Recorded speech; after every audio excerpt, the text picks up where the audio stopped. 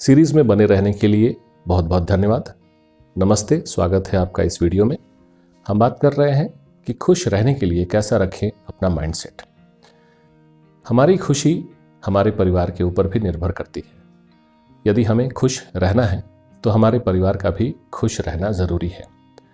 आज हम बात करेंगे कि एक सुखी पारिवारिक जीवन जीने के लिए हमारा माइंडसेट कैसा होना चाहिए।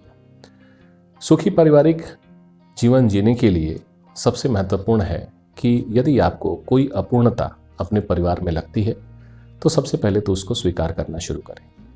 अपूर्णता को स्वीकारना कोई बुराई नहीं है। परिवार में कम्युनिकेशन एक बहुत बड़ा रोल प्ले करता है।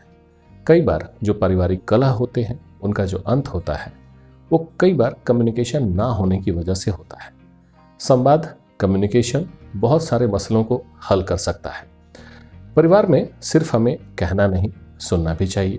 प्रॉपर फीडबैक अगर हम एक दूसरे से लेते हैं, सही तरीके से एक दूसरे को फीडबैक देते हैं तो हमारे अंदर कम्युनिकेशन परिवार में बना रहता है और बहुत बार छोटी छोटी जो परेशानियां हैं वो बातों से ठीक हो जाती हैं। बहुत बार परिवार के सदस्यों से गलतियां होती हैं, हमसे भी गलतियां होती हैं। हमें चाहिए कि परिवार के सदस्यों को हम क्षमा करना सिखाएं और स्वयं भी क्षमा करना सीखें। परिवार में एक दूसरे के साथ क्वालिटी टाइम को स्पेंड करना बहुत ज़रूरी है। क्वालिटी टाइम यानी कि आप परिवार के साथ जब बैठें तो उस समय आप कोई मोबाइल फ़ोन ना देखें, उस समय कोई टीवी ना चल रहा हो, यानी आपका ध्यान एक दूसरे की तरफ हो। एक दूसरे के साथ बिना संवाद के, बिना बातचीत के साथ में अगर बैठते भी हैं तो एक अपनेपन का बोध होता है, एक बॉन्डिंग डेवलप होती है।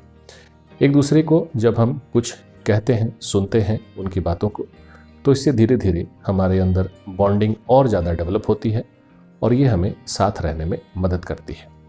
हमारे अंदर करुणा, दया, उदारता परिवार के प्रति सबसे ज़्यादा होनी चाहिए और हाँ, थोड़ा थोड़ा हंसी मजाक और ह्यूमर का माहौल भी परिवार में होना चाहिए।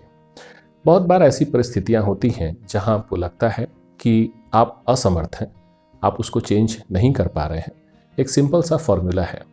बहुत बार जब परिस्थितियाँ हमारे विपरीत होती हैं, परिवार में जब कुछ ऐसा होता है कि हमें लगता है ऐसा नहीं होना चाहिए, तो आप एक फॉर्मूला याद रखें: चेंज, इग्नोर, एक्सेप्ट।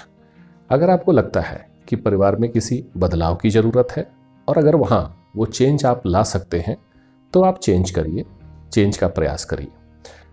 पर यदि ऐसा लगता है कि चेंज नहीं हो पा रहा या चेंज होने जैसा नहीं है तो वहाँ फिर इग्नोर करना शुरू करिए।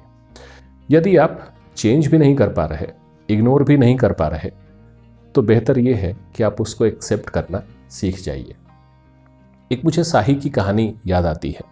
साही एक जानवर आपने सुना होगा जिसके अंदर बहुत सारे, जिसके ऊपर कांटे लगे होते हैं और कई बार जब वो विपरीत परिस्थितियों में होता है, जब उसको असुरक्षा की भावना होती है तो वो अपने कांटों को खड़े कर लेता है और इस वजह से कोई दूसरे जानवर उसके ऊपर जब आक्रमण करते हैं तो वो कांटे उन जानवरों के हाथ में, उनके मुंह में गड़ जाते हैं और इस प्रकार से ईश्वर ने उन्हें अपनी सुरक्षा के लिए ये एक साधन दिया है कि वो अपने कांटों से अपनी सुरक्षा कर सके। जब ठंड बहुत ज़्यादा बढ़ जाती है तो साही एक दूसरे के साथ बहुत करीब आ जाते हैं और एक दूसरे की गर्मी को बनाए रखते हैं। एक दूसरे के साथ वो इतने ज़्यादा सट जाते हैं कि कभी कभी एक दूसरे के संपर्क में आने से उनके कांटे एक दूसरे को चुभ जाते हैं। उनको थोड़ी तकलीफ होती है, थोड़ा दर्द होता है, लेकिन वो ठिठुरती सर्द रात में अपनी सुरक्षा कर पाते हैं क्योंकि वो साथ साथ होते हैं। वहीं कुछ ऐसे भी साही होते हैं जिनको ये दर्द बर्दाश्त नहीं होता और वो उस समूह से, उस ग्रुप से थोड़े दूर चले जाते हैं। और कई बार ऐसा भी होता है कि जो दूर चले जाते हैं वो उस ठिठुरती ठंड सर्द रातों में अपनी जीवन लीला समाप्त कर लेते हैं। छोटे से दर्द को न सहने के कारण साही अपना जीवन कभी कभी खराब कर लेते हैं, बर्बाद कर लेते हैं, मृत्यु को प्राप्त हो जाते हैं।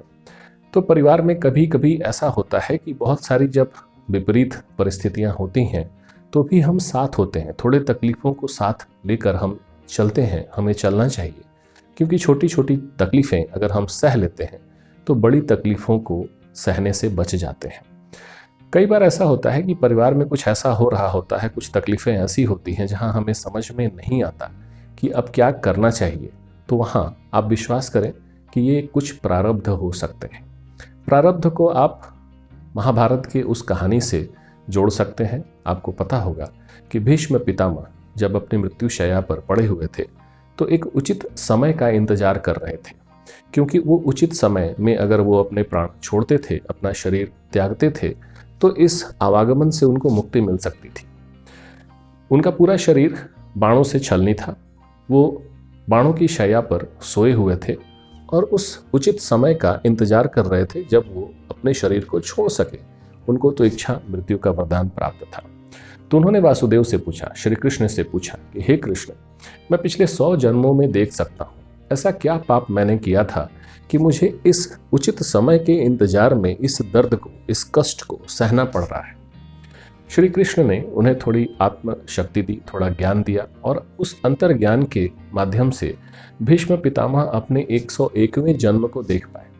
और उन्होंने पाया कि वो कहीं शिकार के लिए जा रहे थे और उन्होंने बीच में पड़े एक सर्प को उठाकर रास्ते से फेंक दिया था। उनका इंटेंशन उस सर्प को मारने का, उस सांप को मारने का नहीं था, लेकिन उन्होंने सिर्फ उसको फेंक दिया और वो सांप झाड़ियों में जाके कुछ दिनों तक कांटों में फंसा रहा। वो बाहर भी नहीं निकल पाया, भाग भी नहीं पाया, अपना बचाव भी नहीं कर पाया। कांटों के झाड़ के ऊपर वो सांप पड़ा रहा और कुछ दिनों के बाद उसकी मृत्यु हो गई। भीष्म पितामह ने जब उस चीज को याद किया, अपने कई जन्म पहले 101वें जन्म की उस बात को जब याद किया, तो उन्होंने कृष्ण से पूछा कि ऐसा क्यों हुआ कि मैं पिछले 100 जन्मों में उस फल को नहीं भोग पाया और इस जन्म में मैंने उस फल को भोगा।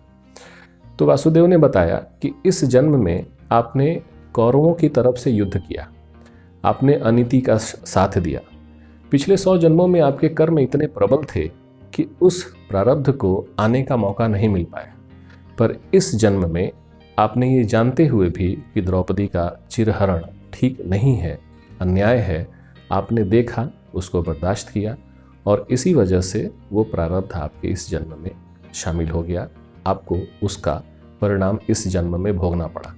तो दोस्तों, कई बार ऐसा होता है कि कुछ प्रारब्ध भी होते हैं जिसको हमें बिताना पड़ता है, जिसको हमें झेलना पड़ता है, उसको बर्दाश्त करना पड़ता है।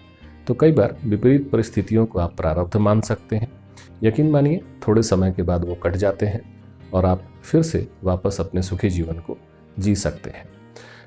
तो बने रहें हमारे साथ। अगले वीडियो में हम अगले वीडियो में कुछ और टिप्स लेकर आएंगे कि किस तरीके से आप अपने माइंडसेट को पॉजिटिव रख सकें ताकि आप खुश रह सकें, हैप्पी रह सकें। नमस्ते।